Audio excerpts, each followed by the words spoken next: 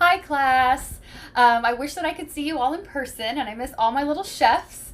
But I am hoping that each week that we aren't able to meet in person, that I'm able to do a cooking video for you so you can continue to practice your cooking skills at home. This week's recipe is going to go along with our Passover lesson. It's called Charoset, and our recipe is just called Simple Charoset. It's just got 4 ingredients in it, so it's very easy to do. Going forward, our recipes may not actually have to do with the biblical feasts that you'll be learning about from the papers that Mrs. Moan may be emailing out. Only because right now I know it's hard for parents to get to the store, and it might be hard to get certain ingredients. So if there's a feast that I just think, oh, it's really hard to find a recipe that would be easy to implement without me being right there, and or the ingredients might be hard to come by right now, then I'll do something different. I want to do recipes that will be easy for you to practice your skills, won't take a long time to make, and things that your parents probably already have at home, or if they don't, then you can go and get, or they can order them from the store very easily. Your recipes going forward may not have coincide with the biblical feast, just so you know that. Today's does. This was going to be what we were going to make the next time that we were supposed to meet this month. And so the Charoset is a traditional food at the Passover dinner. It's a mixture of apples, nuts, and wine, but instead of wine, we're using grape juice. And it's at the Passover Seder. I'm sorry, I can't remember how to pronounce that.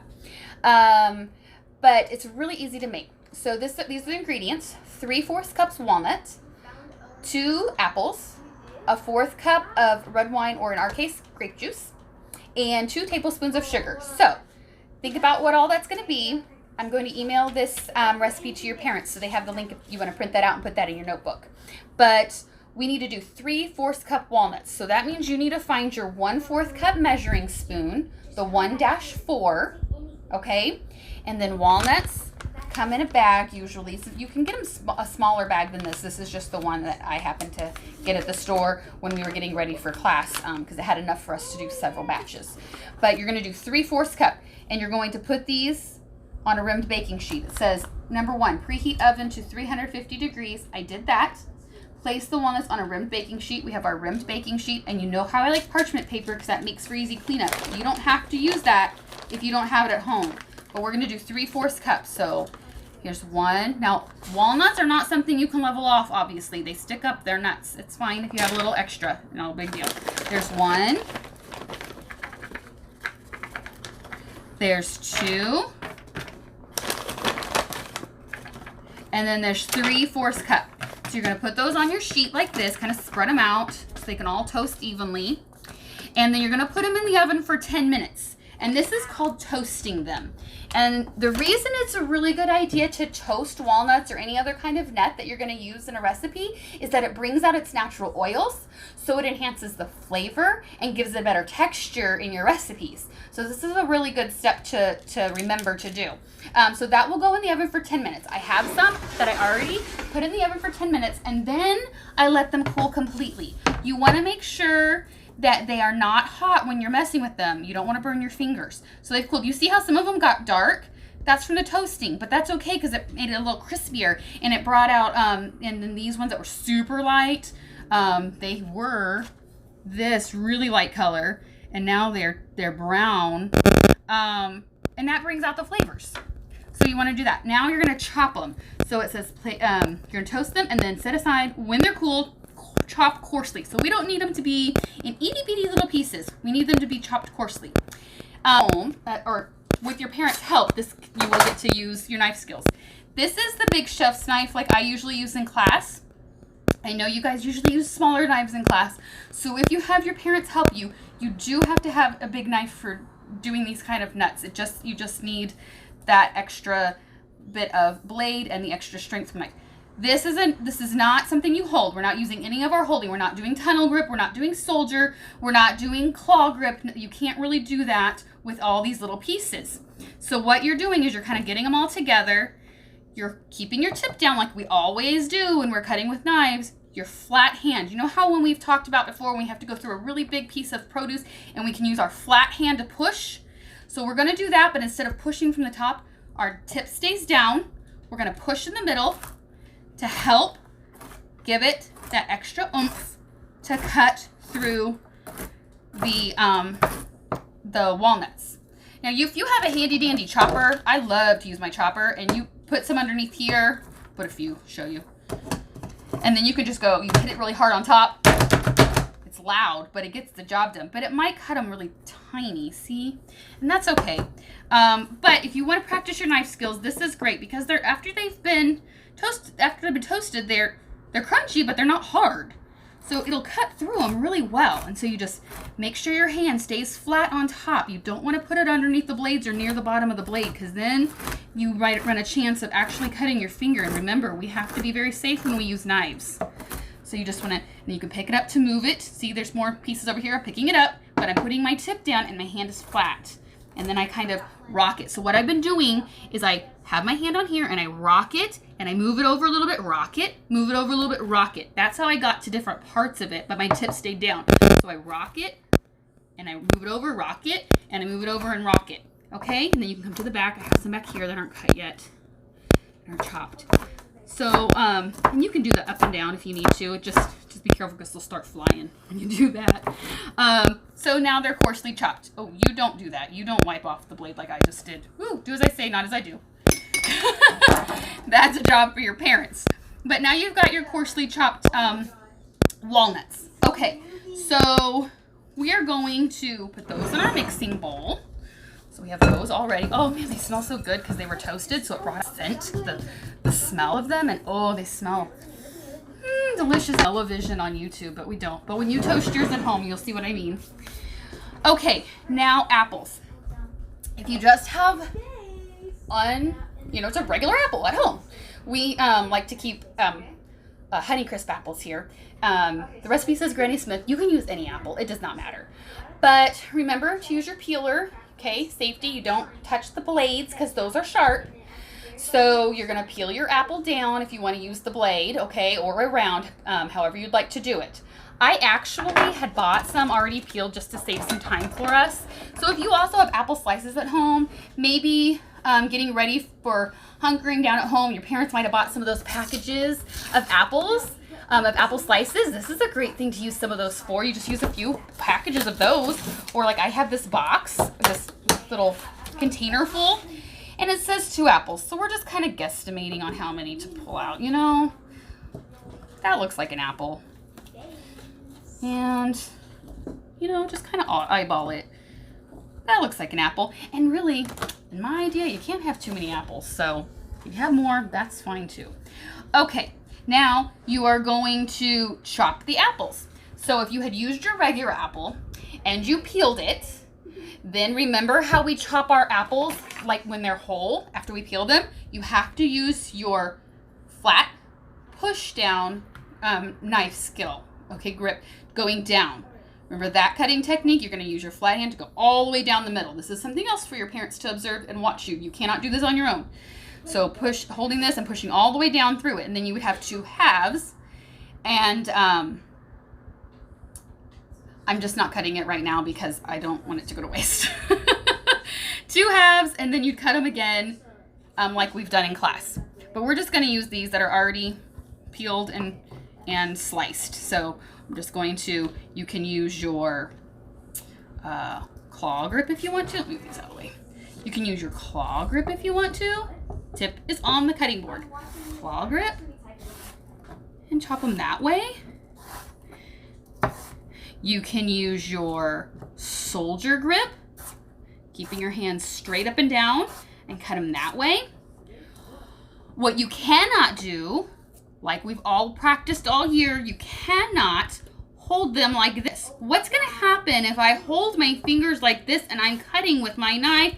Oh my goodness, my knife is getting near my fingers, and my fingers are flat like the apple. That knife is going to come right down on my fingers. That is why we don't use those. Remember, claw grip or soldier grip. So the knife goes right beside it and never cuts our fingers. And we always move our fingers when the knife gets too close. Tunnel really won't work on these unless you want to cut them long ways and make it into slices, but you really kind of need to dice it. So you're really, soldier and claw are going to be the ways that you're going to need to cut those. And your tip stays down. Please you don't need to go fast. I'm kind of starting to move a little faster just so that way you're not waiting on me this whole video to just dice up some apples. But you don't need to go fast. You need to take your time and watch your grips and cut slowly and have your claw or your soldier there the whole time. Okay? But you know what? While I'm cutting this, I don't want to tell you some other things. So, and remember, I'm not going to look at the camera right now because what happens if my eyes come up to you? Go ahead and show. If my eyes come up to you and I'm sitting here cutting, what do I not see? I do not see my fingers. I do not see what I'm cutting, and I do not see where my knife blade is, right? Do you remember that? So do you remember our rule? If eyes go up, knife goes down. That's right. Eyes come up, knife goes down. Now, if I'm looking down, I can cut, but if I look up, knife goes down. Okay, so while I'm cutting this, Mr. Owen's my cameraman, so he's kind of figuring out where to put me at. But I am going to talk to you. I just won't be looking at the camera because I'm cutting.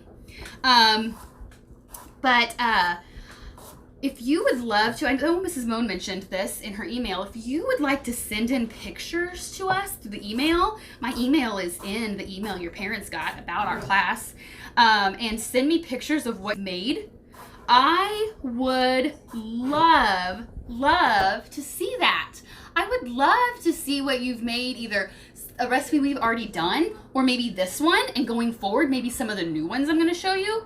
Or maybe something else completely. Maybe something that you and your parents decided would be fun to make, and you got to show them some of your skills that you've learned this year. Whether it was measuring skills or cutting skills, which I know you all love to do, and you've gotten so great at it.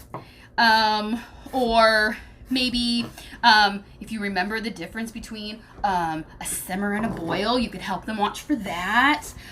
Things like that. But send those pictures to us that you have helped with. If your parents print off and show your pictures on this video, your classmates can see what you've made and what you've been up to.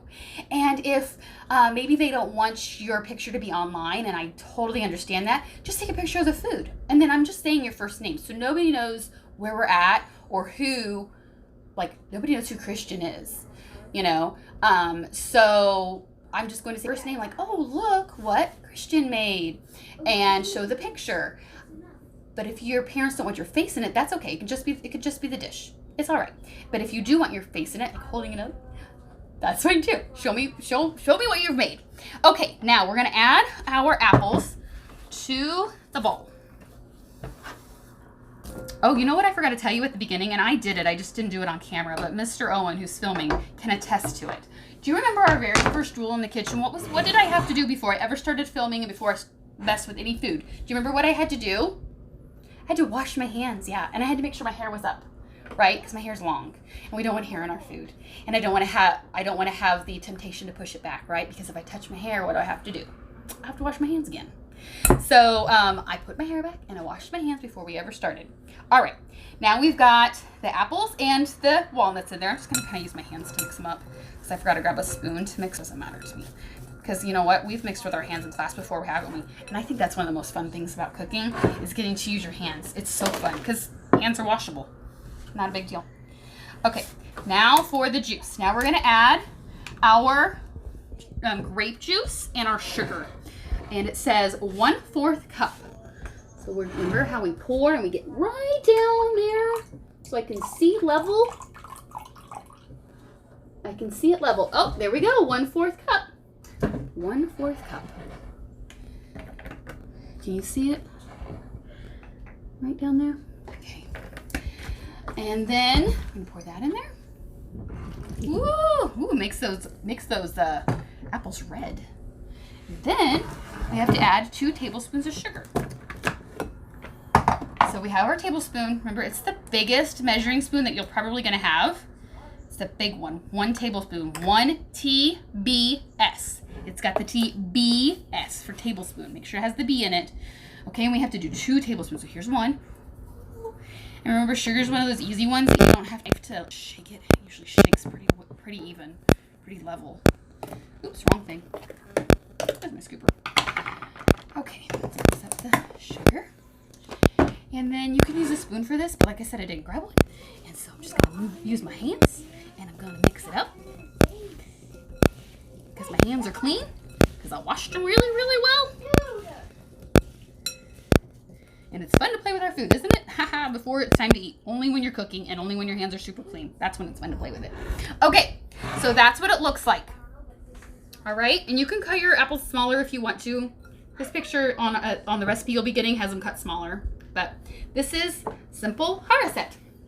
All right, so see if you've got the ingredients at home to make this, or if it's something that your parents are able to get this week with the grocery order.